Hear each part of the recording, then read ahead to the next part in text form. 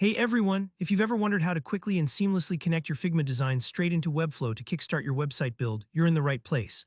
By the end of this tutorial, you'll know exactly how to link Figma to Webflow so you can streamline your workflow and spend more time creating and less time double handling your designs.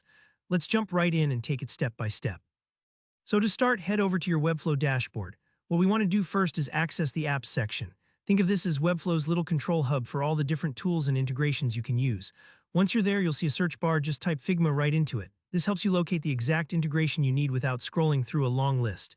You'll see the Figma app pop up, click on it to open it up. Now here where a lot of people get a bit mixed up, you'll see an open in option. This simply means you're about to bridge Webflow to Figma, bringing your design resources in. Select the Tutorials Team Library. This is the default library workspace for connecting with design assets, and it's super helpful because it allows you to manage what gets synced over to Webflow. If you're working in a team, it keeps everything organized and everyone on the same page.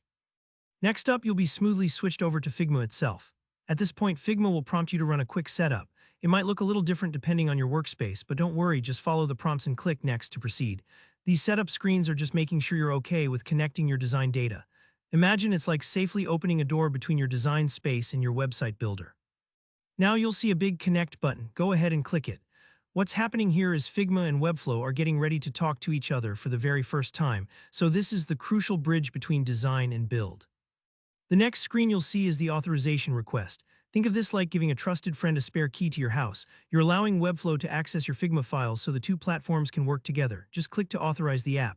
If you're on a team account, you may need to check with your admin or double confirm this step, but for most users, it's a simple one-click process. This part might take a few moments. Don't worry if it spins for a second. The apps are just securely completing the handshake. Once authorization is complete, you should see a confirmation that everything's connected. And that's it, you've successfully linked your Figma and Webflow accounts. From now on, you'll be able to import, sync, and update your design assets with just a few clicks, which can save you a ton of time versus exporting everything manually.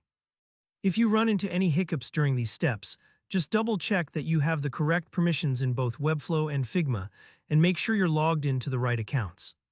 And there you have it, you're all set up for a much smarter design-to-build workflow. If you found this walkthrough helpful, hit that like button, and if you have any questions or if you want to see more Figma to Webflow tips, drop a comment below. Be sure to subscribe so you never miss a new tutorial. Thanks for watching, and I'll see you in the next one.